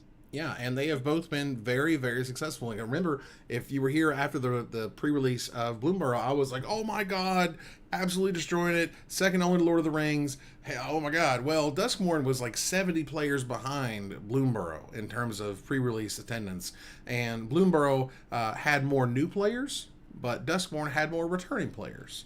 So, and that's what I expected was going to happen. Actually, yeah, I thought that because of the themes of the sets, that makes a lot of sense. Yeah, and so, but the products have been selling absolutely terrific. The cards have been great, worth plenty of money, which is awesome. They're super powerful and fun. And like I said, it's funny because to me, like, this set is doing as well as I had hoped Murders at Karlov Manor would do, but I had lower expectations. I think because Karlov Manor disappointed me in many ways. Oh, it's funny because when I heard the themes, I had them flip Oh, really? Because I was like, Karlov Manor, I've said it before, like being set in Ravnica didn't make a lot of sense to me. So I was Right. already like a disconnect. Whereas I'm like, I'll at least give Duskmourn a shot. I'm not really a horror guy, but like maybe. Yeah. The thing I will say about Duskmourn, though, seeing how successful it is and what they were able to do with it, it does make me feel even better about what's going to happen next year with Final Fantasy and Marvel. Because you took something so different and Right. we're still able to do something really cool, flavorful, thematic with it. And I'm like, well, maybe these other two sets are going to be kick ass too. So Hell that's yeah. something to look forward to next year. Oh, Marvel's going to be sick. Like, the hype around Marvel, I mean, is just nuts. We don't talk about leaky leaks here, but things have leaked that show very good promise Yeah. so far, which is awesome. Very obviously excited about You Final know, you Fantasy. know what's funny though? We looked a couple of years ago and went, "Ah, man, Wizards made so much money. I wonder how they're gonna trump that the next year." And then they did Lord of the Rings and made a ton of money. And we're like, "Man, they did $1 billion. Like, I don't know how they're gonna trump that, right?" Then we have 3, 4 banger sets this year, and we're like, "Well, man, you might beat Lord of the Rings year." We're like, "Well, how are you gonna beat this?" Well, there's Final Fantasy or Marvel next year. It's like, hell, what the hell are you gonna do in 2026 then? Yeah, I You know, don't, I like, don't know how you're going to ramp up because Marvel is kind of at the top. Like, yeah, they're not going to let you exciting. do Pokemon, right? Right. And you're not going to be able to dude. do One Piece. Maybe you I can do think they Monster Hunter might or sell something. as much Final Fantasy in Japan as they sell in the US. Oh man, and Japan is such an incredible market for Wizards. Exactly. They Like they can cater make a big time. ton of money next year. They really do. So yeah, Man. we're set up for some good stuff with Duskmourn. And if this is what they're doing, man, next year is going to be bangers. Yeah, Duskmourn just again on a mechanical level, just playing it out. Not only from the preview, where I did get to play a lot of the standard cards and decks and interactions, but to see the limited side of it so far for me playing it, like I'm super duper pleased. And honestly, MKM is kind of like, if you look at it, there's been a lot more cards over time that have just gotten like better and more important, and their surveil lands are there, and like the Vein Ripper guy or whatever was in there, and this, it's like, and this card and that card and this other thing. You're like, oh wow, maybe that set wasn't actually as bad as I thought it was, quite frankly, and it's kind of grown on me. I don't really like the limited format kind of at all because of the whole ward thing, and that was like its whole bit was making creatures that are harder to target. But in terms of constructed, it's actually been really impressive. It's got a lot of tools as more and more sets come out, for sure. And maybe that was part of sort of what they kind of snuck in there was this isn't great now, but man, it's going to kick butt later when you have some people activating that. All right, so Magic announced here the MTG Ambassador Program welcomes a new class. The ambassadors will be shared on Tuesday's weekly MTG, and that was September 12th. So I believe you are still a part of it. Yes, Power Dragon? Maybe. I didn't mean to throw that to you that way. I thought you were No. absolutely, and let me talk about the new ambassador No, program. the way I believe it's being done now is there will be different creators selected by set to do different stuff. So it's not necessarily, at least that's my assumption right now. Okay. I haven't been told this explicitly, but it seems to be that this is the new plan going forward. That they're probably going to select some group of people to make content for each set, maybe as an opportunity to reach more people, give more people an opportunity. I'm sure there's some logic behind why they want to do this, but they will still reach out to some people that are obviously the big creators, big business partners or whatever to do the bigger, higher end public facing stuff. But, they'll still be rewarding some people with like, hey, you'll get some free product and things if you want to do a cool little promo video about this card or this rule set or whatever, as the set launches. Yeah, I mean, this is certainly something that Wizards has done 37 different ways. Like, I have seen them interact with content creators. Sometimes there's people, sometimes it's a group, sometimes there's one person at Wizards, sometimes it's a group at Wizards that does it. And I think they did kind of sort of the shotgun style for that last bit where, like, all these people were accepted and then, like, all the people weren't really doing what they were supposed to be doing. And then yeah, that caused problems I think it's tough because, and again, I'm not going to throw anybody under the bus, No, but of course not. I think with that last group, most of the people I would say were successful were people that were already going to be successful without the program, right? Like and what I mean by this, there wasn't an official program and Wizards just came to some of these people and said, hey, can you produce this type of thing for us and have it to me in like 3 weeks or whatever? Like those people would still deliver on it. They would get paid. It would be their thing. Right. A lot of the other people they tried to give an opportunity to, I just think weren't on top of things. right? I saw multiple times where people, hadn't submitted their invoice or they forgot where the instruction docs were or, whatever. Mhm. Just basic things you got to do to be able to do the job, right? And I don't know how well that's set with Wizard. Mhm. Well, Uh-oh. Is that... Uh-oh. Oh, okay, so that's Power Dragon. That's not me, right? Not me either. Oh, no. oh, no, There we go. there we go. Back. All right. Yeah, I don't know what happened there. Okay, we did it. Nice job. Okay, so they did drop a list of partners and ambassadors. Thank you so much, Maverick Girl, for helping me out on that one. And there are a list of a lot of sort of the shows that we have. Good Luck, Have Fun, for example. Loading Ready Run, of course, Scry Babies, Commander at Home, Command Zone, and so on, and some individual creators as well. And so again, I have seen them do this so many different ways. So like, obviously, I wish them the best. I hope it works out. However they're doing it now, scalpel in and cut into however much content you want from however many people. That's cool. But and I hope it's successful. Yeah, I think it's interesting that they still feel the need to call it like an ambassador thing. Mm-hmm. I think it's a marketing kind of thing, and not to say it's right or wrong, but Sure. I think it's almost like Wizards feels they need, for the sake of the community, to acknowledge they're working with community members. You know what I mean? Yeah, so we have to have a title. Yeah, and that's have a ultimately thing. marketing. That's Yeah. that's kind of like the feel good marketing, and I have no problem Yeah. with that. So I think that's kind of what it is, more than like, hey, this is an official ambassador program with these things. This is more like all the projects related to the sets with creators are just going to be under this banner. I think is more of what that is, more than this being an official pattern, like project with a thing. Right now, like because whenever this kind of thing shows up, I try to put my mindset, like you're at Wizards, right? And you got a boss, and you pitch this program, and what are the metrics that make this thing work? Because it's not necessarily going to say like this is adding X thousands of dollars to the bottom line, whatever on a quarterly basis, because it's not. But what you could say is it's having this impact, it's having this reach, and these are the people who we reached out to try to have the most in any given category or whatever we're trying to do. So again, it's just a way to do it, and we've seen them try a lot, Yeah, because I would even say this time most of the people were the bigger channels. Right, whereas the other one's like, hey, we're just gonna bring in all. I think it was like 80 creators. It was like it was a lot. It was like a shotgun full of everybody. Yeah, whereas this one is just like, hey, here's like 20 of the bigger channels or names or whatever. Like, it seems like you would probably expect to see our stuff to work with. Right, exactly. So, cool. And I think one of the things that they worked with was Ristic Studies, who did a video on Duskmourn. And if you haven't seen it, you go see it, because all the credit to Ristic Studies. Like, the amount of time Yeah. that goes into those projects is insane. Yeah, Sam's he's unbelievable, and he does amazing work, and I love it, and it's great that we have him in our community. So Yeah, he's an artisan that should be Oh, absolutely. making millions of dollars. But he's here, and enjoy it while it lasts. indeed, I want to say that, like, nerd communities, we do not appreciate the level of creativity and expertise we have within each of our communities, because we have people like Ristic Studies Yeah. that are doing the equivalent of Magic Nerd cinema. Yeah. Right. it's close to it. And people just kind of go like, oh, it's cool he's here. Right? Yeah, it's I've just gotten- it's not been at cinemas. That's literally like I think the only thing that's changed Yeah. the difference. That's it. I've been very lucky in my career to have gotten to work with a lot of people. I got to work at Star City Games. I got to work with with Jimmy and Josh.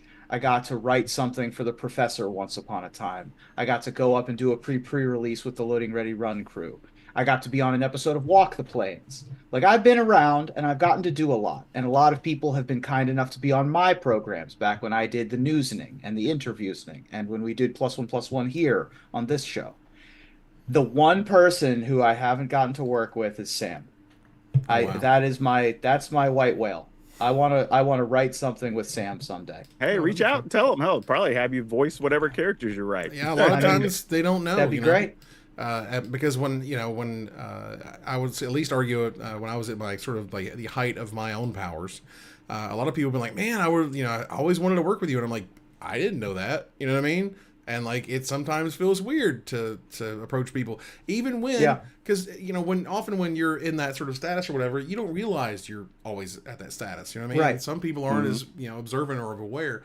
Because I was just like, who am I? You know what I mean? To ask whomever to do whatever. And they're like, no, dude, we would totally whatever. And I'm like, well, I didn't know. Either way, Ristic Study is great. He's awesome. Go check out his stuff. Moving on here real fast to some desperate ravings. Netflix geeked. Said it's happening, even though it was supposed to be happening before, but it's happening now. Magic the Gathering animated series is now in production from showrunner Terry Matalas in partnership with Hasbro and Wizards, at which point I would say good luck. I'm going to say this. I feel a little bit vindicated because when that story came out about Brandon Ruth like 3 weeks ago or whatever, I literally was like, why is this story floating around? Yeah. Because we were all of the assumption that all that stuff that involved like the Russo brothers and Gideon and whatever was all dead. Right. Like, so it was weird that his quote even popped up and started floating around, and it was like, okay, I guess, like, okay, we're just running back news we already knew. And then this pops up, which makes me feel like because that went around, Netflix probably had to like, hey, y'all need to like, why is there stuff going around that like this project isn't happening? Well, I mean, okay, so when the tin hat is fully on, that was part of a promotion, was to ask Brandon Routh about, hey, what happened to that thing? So you can go, why are you even at, like, that's been gone for a long time. So then they can follow up a few weeks later with the second punch of, oh, it's happening on Geeked, and you heard it wasn't happening. Like, I don't know if they're on that level of 4D chess, honestly. Probably not, but like I said, it just felt weird to me that story was going around previously, because I literally was like, didn't we know this died like 3 years ago? Yeah, like I mean, like the 4D chess is almost never the 4D chess. This reminds me when they would make like absurdly awful playmats for like events, and people would be like, oh my god, and they were like, oh, we made it bad on purpose because we knew it would get everybody talking, because that's that really crappy one that broke like every IP law and like they couldn't even hand them out and got shut down or whatever that thing was. There's been many, honestly, that I've seen for a variety of reasons, but either way, like, everybody wants a good show. No one's like, make a crappy show. Sure. It's just making that show, making Wizards happy, making Hasbro happy, making Netflix happy, making the actors involved happy with their roles and what happens. You know what I mean? Like, there's so much that you have to do to get it even remotely right that it's so difficult if they do it, competently. I will say there's a couple of things here that are positive, right? The showrunner, I believe, also did Picard. Yes, which is second and third seasons, which was like the people. So like the third one. I don't know that he was the showrunner on Picard, but he certainly worked on Picard. Yeah, which is a big deal, because you're talking about somebody who's dealt with that type of fan base already, right? That has a whole established community and movies and books and whatever, and kind of had to take it in a different direction without upsetting that fan base while still appealing to new viewers, right? So they have the experience of dealing with that already. On top of that, it was also on a streaming service, right? And so they understand how to work with that audience, how to deal with the execs on that side. Sure. So that also, I think, helps this project quite a bit. Yeah, now, when do we get it? I don't know, right? Like, I mean, at earliest, probably in the 2025. Yeah, but I did have this thought though, that with it being an animated series, one benefit Magic does have over other properties, they already have complete world and style guides already done out. Right. So there's no conception that has to be done. The artist can literally go like, oh, everything looks like this, right? If we're going to do this season set in, I don't know, Zendikar or whatever, you literally have pages and pages and pages of what everything in Zendikar is already. I think like you have to figure out sort of the art style, right? Like, is it going to be more 3D based? Is it going to be more 2D based? Is it going to be more like into the Spider-Verse, type? The way the animation never blurs, for example. There's all types of ways you can do that. So there's a stylization there, but there is like they don't have to come up with the characters or what the characters look like and all that good stuff, which is cool. And look, the guy does have a pedigree that's running the show. Obviously, the Russo brothers, honestly, and for what it's worth, was more exciting, but that doesn't mean it made it easier. Or that doesn't mean it made it better. Well, from my understanding, they were the ones that wanted to go with Gideon. That was already the wrong decision right out of the book. So that was 100% the wrong decision. So, maybe it wasn't the best idea. And the artwork we got at least shows a Johnny and Chandra. So it's just like, I don't know if that means anything, I don't but put I mean, anything into that artwork. Yeah. But it's fine. Again, go do your thing. Do well. Just real fast here in Going Infinite. There is something on the New York Comic-Con 2024 schedule about booths and panels. And if you look for Magic the Gathering, there is definitely going to be a panel with some surprise reveals for fans on Friday, October 18th. Now, of all the places and of all the times, a Comic-Con, Marvel is there. Sure. And there's Marvel stuff next year. Yeah, not a Great. surprise. And there's someone just Awesome. happened to leak a bunch of stuff about Marvel. Let's do it. So it's Marvel time, and I'm excited. And if you can make your way to that Comic-Con, you probably should, because if it's a Comic-Con exclusive, it's going to go through the roof. Like it's not only a Magic exclusive at that point, it's a Magic and Marvel exclusive, which kicks it into a whole nother gear, and honestly just will kick off the excitement that Marvel's going to bring to Magic, which is just going to be ridiculous, quite frankly. So that's cool. And let's go ahead here and move into and turn the corner to the finisher. Reddit user It's Summer Somewhere went semi-viral this month when they pointed out a 19-card combo that goes infinite, but only if the famous unproven twin primes conjecture turns out to be true.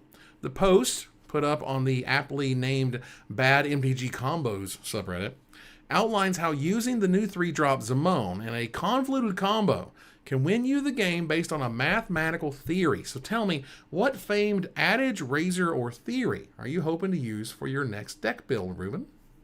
If you haven't seen that, by the way, it's well worth your time to go read it. I'm looking forward to introducing Schrodinger's cat to my latest build of Counterbalance Control, because until I reveal my top card, every card in my deck is simultaneously countering and not countering all of your spells at all times. Very nice. Power Dragon? All right, I know we can't explain the proof and theory of everything, but I think the best argument in favor of being an all-encompassing, coherent theoretical framework of physics that fully explains and links together all physical aspects of the universe is that I never draw that damn third land. Yeah, it's not going to be there. It's not. You think it's going to be there. You keep the two-lander. It's physically and mathematically impossible. Absolutely you keep impossible. 2 lands. You don't even fetch for the third because you want to give yourself a better chance to draw it, and you still don't draw Still don't get it. Look, all we have to do to prove the Riemann hypothesis is to call a judge while we have a specific set of cards in play. The issue, of course, is that in order to call a judge, 2 things need to happen. 1, that set of cards has to create a self-perpetuating Turing machine during competitive play, and 2, there has to be a judge being compensated to run your event. Yeah. Neither of those are particularly lucky right now. They're pretty tough. They're pretty tough. And that ends another live episode of Magic Mics. Thanks for joining us here to discuss all things Magic. Thank you, Power Dragon. Hey, it's good to be here. We had a good therapy session, and I think we did a good job. We're working our way through it. We're working our way through. Thank you, Ruben. That was a really good discussion. I think that there's a lot of good stuff in there for us to put out as clips. I think that we had like a reasoned coverage of the issues. We are nothing if not a news show. And I'm happy we could. I mean, it was worth the half hour we spent on it. I honestly could have spent the whole show on just that first issue, but there's always more to talk about. Always more. As we move here to our final slide, I want to thank our sponsor, CoolStuffEat.com. Use the promo code MagicMics to save 5% there. Our co-sponsor, Mana Traders, my co-host, Power Dragon, and Ruben Bressler, you guys for watching and listening, and help us support us at patreon.com/magicmics. Please follow, like, tweet, favorite, share, subscribe to everything social that tells people we exist. Catch us on our exclusive member Discord, live on twitch.tv at Magic Mics, live or taped on our YouTube channel. Follow us on Twitter at Magic Mics Cast, on TikTok at Magic Mics Cast, or join us here next week. Same time, same place, for another episode of Magic Mics. Good night, everybody. And now on Twitch, we raid MTG Nerd Girl. Yeah, I was looking to see who all was on. Oh, Queen of Cardboard's actually on. Yeah. So yeah, thank y'all for being here, hanging out. Thanks much to everyone on YouTube as well. 42 concurrent viewers hanging out there. We appreciate you guys. We'll see you here next week.